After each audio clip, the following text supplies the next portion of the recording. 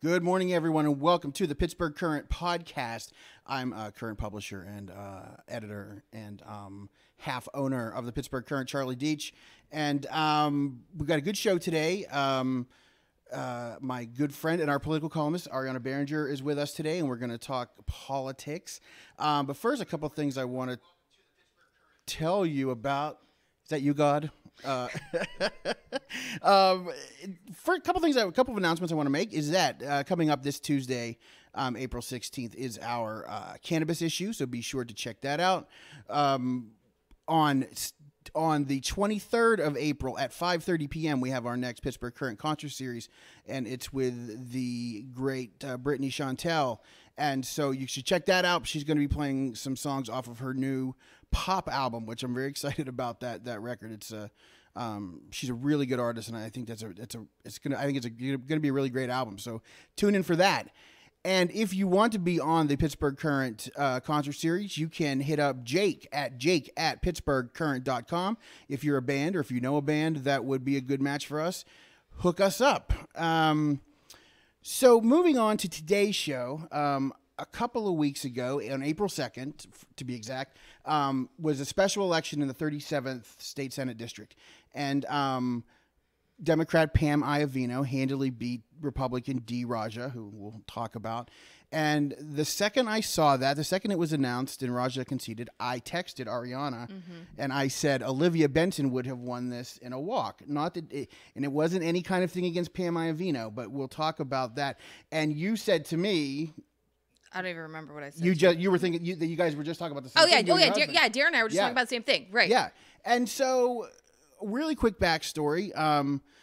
There were three candidates for the Democratic Party endorsement: Pam Iovino, Olivia Benson, and Bob. Oh, Bob Solomon. Bob Solomon. Thank you. You're welcome. And so they had their and we had Olivia Benson on a few weeks ago. You should go back and listen to that podcast.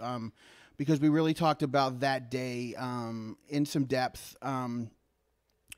But basically, leading up to that meeting, she was out doing her due diligence, knocking on doors, talking to people, but she was still getting a lot of questions from the Democratic Party voters about whether or not she could win, how she would play in the South Hills. For those of you that might not know, Olivia Benson is black, and so there's no denying what those questions were about. They were about her race and whether or not, it wasn't about her resume. Her resume is solid. So I talked to Aryanna and I said, hey, let's talk about the lack of diversity in the Democratic Party. And it's something that goes way back, and specifically Allegheny County, although obviously it's a problem nationally. What are your kind of thoughts on that whole process? I mean, when I think about it, I look at it from who has a seat at the table, right? Who's the decision maker? Who can actually say, at the end of the day, this is the direction we're going to go as a party. This is the direction we're going to go as an organization, as the people that we support. And when you look at the Democratic Party historically, whether it's nationally or in Pennsylvania or even more narrowly scoped in Allegheny County, Black people, people of color, do not have that seat at the table. They haven't. I was doing my research a little bit before today, and K. Leroy Irving from the 19th District was the very first Black person in any state legislature to actually be the Speaker of the House. Wow. And that was back in the 80s. And that from here in, the Hill District, where Jake Wheatley is now the state representative. But, that's it. Yeah. There hasn't been one after. And we look at that and go, okay, that's leadership. Who's sitting in leadership? Right. We've never, and I would love for someone to tell me that I'm wrong, but we've never had a person of color lead the Democratic Party in Pennsylvania, ever. Yeah, I don't think I could argue with that. I mean, I think that that's absolutely true. And what's been funny to me is that these decisions seem to fly in the face of what voters are saying at the polls. And we saw that a lot. Everyone talked about the women's movement of last fall. And that wasn't because there was an outpouring of party support. I mean, the two people that folks talk about most are Summer Lee and Sarah Innamorato. Right. And they didn't get party endorsements. In fact, they went up against two of the most entrenched party folks. Yeah. I always want to use the word hacks, but I mean that lovingly. Party folks in a couple of Costas, and so they managed to win without the endorsement. And to me, that says the Democratic Party is failing to get on board, and that could eventually harm the core of the Democratic Party, because, people eventually, if you're not going to listen to the people who are coming up in the party, the young, young voters, young, and young candidates, I feel like at some point, the party potentially could go, how powerful is the core of the GOP right now? Right. I mean, that's sort of traditional GOP. So I worry that it's going to affect the future of the Democratic Party, because they're not showing that they have any sort of care necessarily, might be too strong word, about the future. Well, and I think it comes down to, I agree with you, right? I see that we, I'm a Democrat. I'm part of the party. I've run for office before. I support candidates. I mean, I'm Sarah's campaign chair. These were races that were really personal to me. I was on the knocking doors on Mother's Day with my little girl, right? Yeah. Like we were invested in her and in that race. And I think that when leadership starts to recognize that there is power that is being built, that there are there are institutional barriers that they're putting in place that really limit candidates of color, women, young people to actually participate, because they find their guy, right? And it's usually a guy, usually a white guy, and they find their guy and they go, well, this is his turn. You need to wait your turn. Right. And I know a lot of women, I know a lot of people of color, like, look, I'm done waiting my turn. I better represent this community. And you're not recognizing that this community has changed. Right. You're not recognizing that new people are moving in and that we've got different viewpoints and we want to work differently. And when they are slow to change, then that's when they do get left behind. And you do see things like the Democratic Socialists starting to have more power in getting people elected to office, out there doing the work of grassroots organizing, right? So I think it's incumbent upon our Democratic Party to step the F up, man. It's like our counter to the Tea Party without all the hatred and white supremacy. Yeah, exactly. Yeah, and bigotry and all of that. Bigotry and anti-gay sentiments. Right. Because I was thinking about, and it started with. I'm thinking back to Bruce Kraus. I think is a great example, because Bruce Kraus is now. He was elected in '97, so. Bruce has been on city council for a year, and the thought of, in 1997, of an openly gay candidate getting a city council seat over an extremely entrenched Republican, extremely entrenched Democrat at the time, was unheard of. And Bruce didn't get the nomination. The incumbent did. And so here we are. And I don't even think Bruce got it the next time. I don't think. So now here we are 12 years later, and Bruce is now, he gets the party endorsements and he's now running again. And so it seems like there's such a steep learning curve with dealing with change, with recognizing that change is coming. And there was a whole thing with the whole sort of peduto, I'm going to say progressive movement at the time. I mean, he wasn't endorsed by the Democratic Party. So it feels to me, and I don't know if you feel the same way, that it takes a while to get the party moving in the direction, in a particular direction, that the way the tides are turning. And I don't know if that's because of cluelessness or design or what. First of all, I think we need to get rid of endorsements from the parties, right? Like, I think that it is cost prohibitive for a lot of candidates. It costs a heck of a lot of money to go after that endorsement. And let's be honest, a lot of it doesn't matter. It absolutely doesn't matter. Like, it becomes a talking point for someone who won it, but that doesn't mean that you're going to actually win your election. Yeah. So I think if the Democratic Party wants to use it as a tool for fundraising, let's find another way to raise some money, and let's start leveling the playing field for candidates, people who are willing to put their neck on the line to be a part of a process, right? So, and then that also takes away that undue influence that, well, your name's going to be on the, the sheet at the polls that says this is who you're voting for Right. from the Democratic Party. Well, let's open up that process. Let's have more people have the opportunity to have the seat at the table. Let's have more, let's be inclusive. And I think that's what those structures do, is it reduces the ability for people to participate no matter where you come from. Right. So, and I think money is, and that's something that you're very familiar with. I mean, that was when you ran for lieutenant governor, that was a huge part of the reason you got out. Yeah. Because it really does boil down to that financial piece. Do you know how much it is off the top to seek the endorsement? It depends, I think, on the particular office Right. that you're running for. I want to say one of the numbers that sticks in my head was like $2,500. Yeah. Yeah. And you don't get that back regardless of whether you get the No. endorsement. Yeah.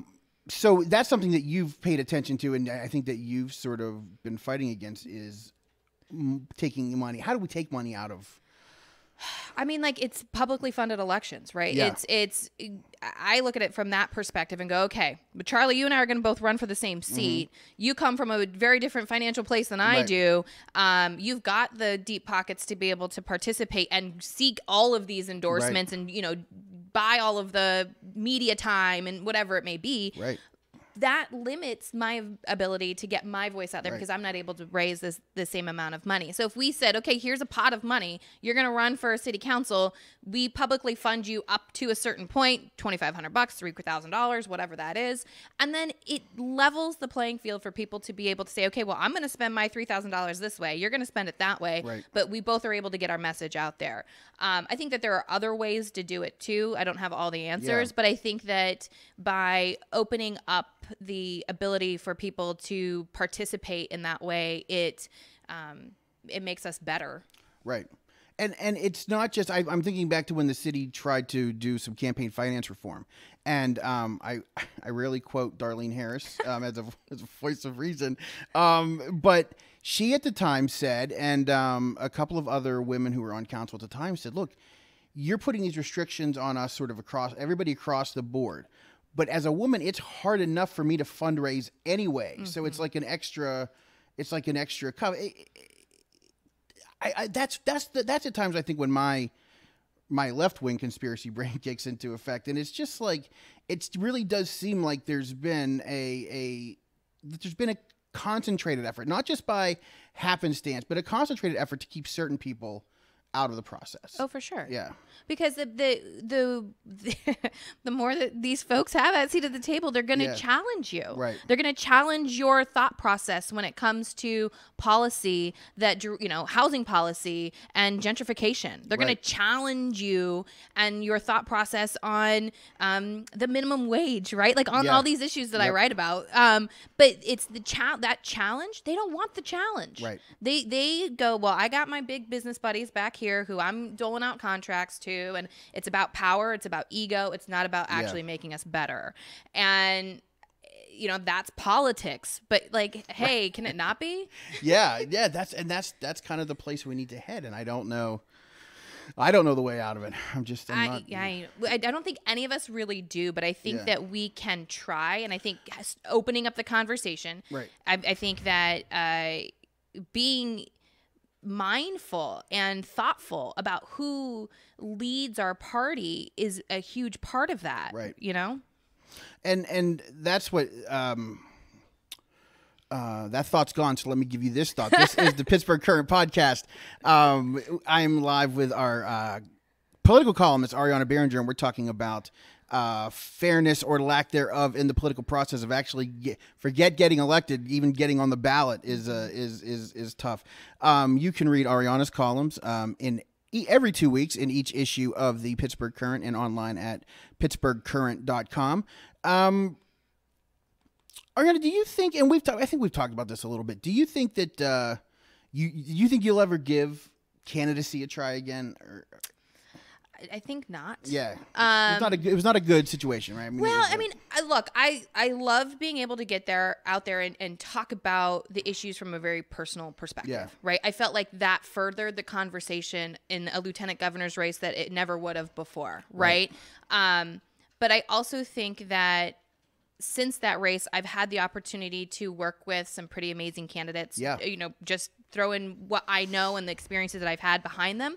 And I really like seeing people get elected. Like, I loved helping Sarah's campaign. That was something that, I mean, I've made a best friend, and we call her Aunt Sarah in my house, and I'm pretty sure a lot of people think she actually might be my sister. She's really not. But that, like, my kids have, you know, a love for her. So that was really something special. I probably won't ever recreate that, but I really found that I liked the other end of politics, right? Not being the person that's faces on the stuff, but being behind that person. And that's another place where we haven't in the past, we haven't seen a whole lot of diversity, campaign staffs. But as we were talking about before we came on, we're going to be seeing, we would think, more of that as we're getting, you know, hundreds and hundreds of candidates for offices, in particular the office of president right now. Talk about that a little bit, the lack of sort of campaign. I mean, so you think about it from how do people become campaign staffers, right? Usually they start out on some internship. Mm-hmm. Who can afford to live for free in D.C., right? Who can afford to take 6 months and go anywhere all over the country to some campaign and know that their car's being paid for and they have a place to sleep? Like, a lot of people, but not from diverse backgrounds. Right. So it is the structures in place, again, that limit the ability for people to become a campaign staffer and then work their way up through the, you know, hierarchy of campaign staff to the finance directors, to the communications persons, to the media consultants. And so it's, okay, well, if we're going to do internships, let's have them be paid. Right.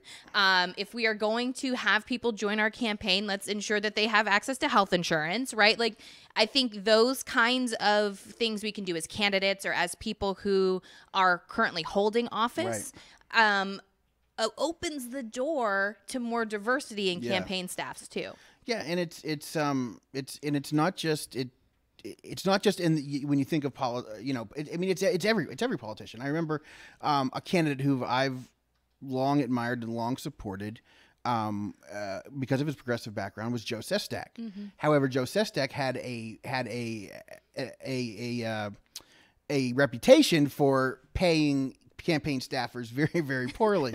And that always surprised me. And, you know, for especially for the amount of work they put in. So it's a systematic problem. And like with any systematic problems, whether we're talking about this or we're talking about overcrowding and overpunishment in our prisons and jails and prisons, it's just getting in there and changing the system. Right. And I think right now we're lucky because we do have some thoughtful people who have been elected to office are starting to make those changes, and then campaigns are following suit. I think there was, I can't remember whose campaign it was, but they unionized and was like, yes, we should have been unionizing campaign staff a long time ago.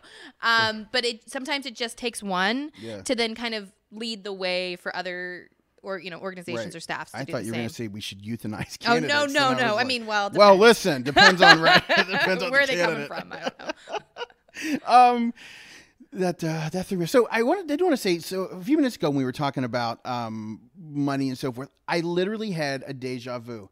And I don't know if it's because you and I sat on this couch almost a year ago and had the exact same conversation, or if we've had the same conversation so much that it's that it really has become almost like you're going in circles. And when you're trying to take on a system that is built to not only get the people that they want in place, but then also to defend that, it really does seem like a daunting task to even know where to start. Yeah, for sure. And I think that it just is one of those things where if we can start small and start showing that, okay, let's take it out of this piece, right? Here's a pilot project. I mean, that's what we do in business. That's what we do in other areas. We go, okay, let's try this and see how this works. And when we recognize that we actually get the results that we want, then we can go, okay, now let's expand that. Let's say, okay, we're going to publicly fund, we're going to start in Allegheny County. Let's start in municipalities. Let's start somewhere, right? Let's just get one person that's got the forethought, that's got the desire or the drive to do it, and then let's build from there. Right. Yeah. And think about if someone like Summer Lee hadn't been elected. When the Michael Rosefeld jury came back, one of the people out there leading those marches and out there on the steps that night with all the media and all the folks Summer Lee, and she wasn't there for a photo op. No, she was there to say she was freaking pissed, and that the state legislature needed to step up and do something about the laws governing what is proper force. Which actually we might talk about because you just wrote about that. But I feel like we've probably already missed out on so many candidates just because they never had a shot at a seat at the table. Yeah. And that's how you and I met, because I wrote those same words about you when you had to drop out because of a financial situation. And I thought it was, I didn't know you from Adam, but I just thought it was a shitty situation and that needed to be fixed. And but they're already the candidates. If you read up on the candidates like Sarah and Summer and others who were elected in this last cycle, they're not just in Harrisburg. They're doing things in Harrisburg. Yeah, they're doing things. And they are thoughtful, and they are smart, and they are driven, and they're community activists first. And that's why Summer was out there, because that's her community. Right. Those are her people. And it's not just, those are my people in Harrisburg when I go to vote. Those are her people. Yeah. And if we start to have more elected officials that really feel like their community is theirs and that they take personal pride in that, they're going to be out there on the streets protesting. They're going to be in Harrisburg protesting and saying, you know what, this is not what we're voting for. This is not who we are. Yeah. And those are the kind of people that we have to continue to get behind. And unfortunately right now, a lot of times that's raising money for them, and that's knocking doors for them. And that's, being actively engaged in this process right now. Yeah.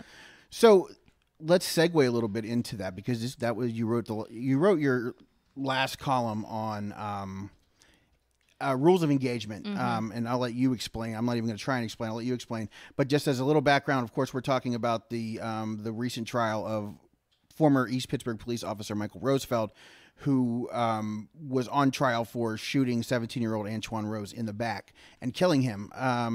And those are the facts. You can argue whatever you want, but those are the facts. He shot an unarmed 17-year-old in the back. There are a couple things I want to talk about that case. But the first thing I want to talk about is your recent column in Pittsburgh Current, and it can be found online at pittsburghcurrent.com, was about, as a former, you were in the military, you talked about rules of engagement and that those kinds of things should be transferred into civilian life. Talk a little bit about that. Yeah, so, I was 18 years old, a kid, and I joined 2 months after 9/11, which I was very aware that I would go to war, right? That was unequivocal.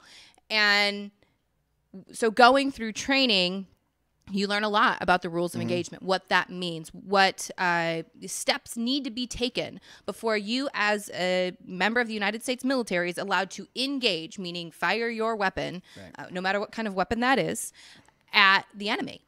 And mind you, that's wartime. We are in a community. We are in the United States of America. We are not at war. So... And as I said in the piece, unless you're black. So let's be honest about who's actually at war right now. And so, there are specific steps that you have to take through the rules of engagement. Part of that is identifying that there's actually a threat to you, that you are going to be shot at in any number of forms. And so identification means you see the weapon. Right? Like actual eyes on the weapon, and that weapon is pointed at you. Right. And so part of that is making the assessment and taking the time to make that assessment. And I talked about in the piece about a police officer in West Virginia, not too far from here in Pittsburgh, who is an Iraq War veteran, or who was, in Afghanistan. And he took the time when a black man had a gun, full blown, saw the gun was not pointed at him, to make the assessment that he was not a threat. He was not yet a threat to him. And talk to him, right? You have the opportunity to actually engage in conversation. And what's the problem? And, ask the right questions. And he called for backup. When the backup got there, that man was shot and killed. And then the police officer actually lost his job over that, was fired. Wow. And because, his supervisor said he put the other lives of the officers at risk. Well, actually, it went through trial. He was awarded like $175,000 because he did the right thing. Right. So there is training that can be done. It's being done every day in the United States military to train individuals, young people, right? 18-year-olds, not 25, not 30-year-old men, young people on how to identify threats before they engage in an act of violence.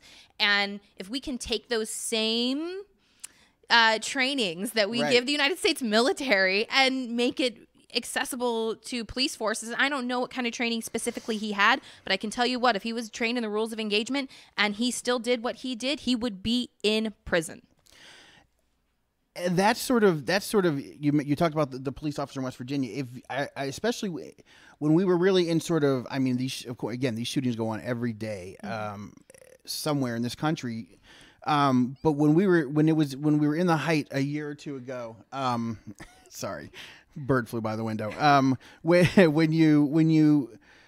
we were sort of in the height of these things, when there were just a spate, like bam, bam, bam, bam, bam. A lot of videos started surfacing on YouTube that showed police officer engagements with white men. And some of these were it was crazy. A guy was allowed to run around and wield a knife for 25, 30 minutes, threatening people and, yelling and he had a weapon. And not that I'm saying the police should have shot the white guy. What I'm saying is there's just not an even playing field on when you're, I mean, they're literally, in my opinion, they're literally shooting first and figuring out the defense later. Right, for sure. I mean, I go back to being a 15-year-old kid. My dad had this conversation with me multiple times. Yeah. I am a mixed race woman. I am half black. I'm half white. I look more white than black on most days, right? Depends if the sun's been out.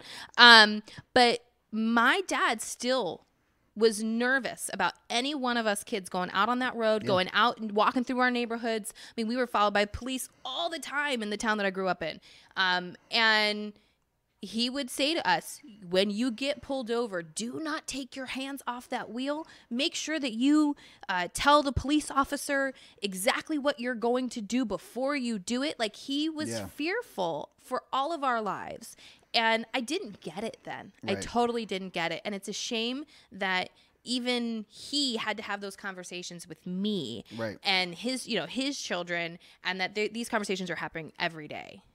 Absolutely. And that's one of the, I don't know if I wrote this or this is one of the things I thought of. I think actually the night I was standing outside the courthouse. I grew up to the point I was watching TV and stuff, like late 70s, 80s. And I remember in some of those old cop movies from the 70s when, back when police corruption was rampant and there were cops who would actually stand up and do something. I remember if there was a shooting, the cops would always plant a gun. If they shot an unarmed person, they would plant a gun. You don't have to do that anymore. No. It makes shooting an unarmed person a lot easier these days, because in Pennsylvania, you only have to demonstrate that there's a threat to yourself or the community, and that demonstration is basically you saying, I mean, there's no way, and that goes to the fact that juries give police officers the benefit of the doubt in nearly every situation over the victim, or over, especially again when we're talking about a shooting victim who's African American. Well, and let's be honest, here in Pittsburgh with that particular case, if we had actually had it prosecuted, there could have been a different outcome. And I think that was part of the problem, is that was not a properly prosecuted case. Right, and that's a lot of people are. That's one of the things that a lot of people are talking about. They're talking about Stephen Zappala, district attorney, who is up for re-election, and we're going to be covering that story for you in the Pittsburgh Current in the coming weeks. There's a lot of criticism about how he prosecuted a case, or how he prosecuted this case. There was no use of force expert brought in on the other side, and there was no just in sort of the way that the case was presented. I mean, it really seemed like they allowed Antwon Rose to be the one on trial, not Michael Rosefeld. Right. I mean, there are a lot of things. No one is saying that Antwon Rose, didn't make mistakes that day. He surely did. He surely did. But, not enough to cost him his life. Exactly. And that's the thing. And people keep bringing up this and that. And I was like, he was doing none of those things when he was shot and killed. in an alley. And he and the other passenger were never given any instructions to stay in the vehicle. They were never given any instructions at all. And he's 17, he's scared, and he ran. And so all a police officer has to say is, a jury has to believe them, but that he thought he saw a weapon and that it was pointed back at him. And I think he even testified that he didn't even know which suspect it was, and that he just fired into the alley, which makes me question how you fire 3 shots and you hit 3 shots, one of them fatal in the back, and claim that, I don't know. There are a lot of things that didn't add up in that testimony that I don't believe it. I think you're right. I think the prosecution really sort of flagged on that. They did. I mean, and let's be honest, it is an election season. Yeah. He does, district attorney does have a challenger. Right. He does. He has an African-American challenger who is making this the key component of his reelection. And there are, every candidate has issues. And again, like I said, those are things we're going to look into. Yeah. But that's the situation that he's facing. I'm not so sure that he ever even wanted to file charges, but I think he knew in election year he had to. He had to. Yeah. Yeah. I mean, and we could only sit here and hope that it was not just because it was an election year, right? But let's be honest. Yeah, it's certainly. I don't think it's unreasonable to have that conversation at the very least. You are listening. Speaking of conversations, you're having a conversation with Aryanna Berringer and myself, Charlie Deitch, on the Pittsburgh Current podcast. You can catch Aryanna's columns in the Pittsburgh Current every 2 weeks at Pittsburgh and online at pittsburghcurrent.com. You can go back and look at her whole since we started. Aryanna has been with us since day one. Yeah. And that was one of the first calls I made when I was looking for columnists was to Aryanna, and I really appreciate the work that you've done and the time you've put into this. What's it been like for you, I guess, being a columnist? And it's so funny because every week I'm like, oh shit, I gotta get Charlie's story. And I've never been on that side of it before, right? But it's been such a great outlet to talk about the things that I'm passionate about, right? The things that I see happening in the city or nationally, and just having a place to offer that up is really cool. Yeah. And my mom is really proud of me. She's like, my daughter's a political columnist. Like, she tells people that. That's awesome. And I don't even know that she knew what that was before I started doing it. Yeah, and that's the thing too. That's where, again, we talk about inclusion. That's one thing that I wanted to do is I'm sure there are people out there who've already are political columnists that would have, but I wanted someone with fresh ideas and someone with a fresh take and someone who has been on the other side of that coin as well. And so that's why I really appreciate all that you've done for us. And we've got our first anniversary coming up here in just a couple of months for the Pittsburgh Current. We've been swinging for a year, so it's that's some time. It's pretty awesome. It's awesome, but it's also a little like, how the hell did this happen? It was a fast year. Where did time go? Yeah, absolutely. Well, I will tell you this, Charlie. I don't know 100% on this, but I don't know of very many other women of color who are political columnists in Pennsylvania. You probably have a point on that too. Yeah, and we just welcomed our new columnist, Jess Semler. She's writing about feminine issues. We have Sue Kerr doing some LGBT columns, and so we've got but even at that, our op-eds we've offered, and again, if you have an opinion you want to write about, hit us up at charlie@pittsburghcurrent.com, and we're glad to give you the space. And we've had quite a few over the last several months that have sort of that have hit pretty well on some issues that it's one thing for a reporter to report on them. It's another thing for a person who's in those situations to actually write about them. So we're very happy about that. So just finishing up here, what races we talked about Zapala. What races are you looking at coming up here in the May election? So a couple of them, right? So Bethany Hallam, who's running for the at-large council seat here in Allegheny County. We actually a couple special elections that are still happening, believe it or not. I live out in Westmoreland County. So I'm actually a part of the 41st Senate District. They have a special election that's also on May 21st. There's another special election for Congress that's actually happening the same day. I think it's the 11th. District. And then again here just locally, I am interested in the DA's race. A couple of the school board seats seem pretty interesting.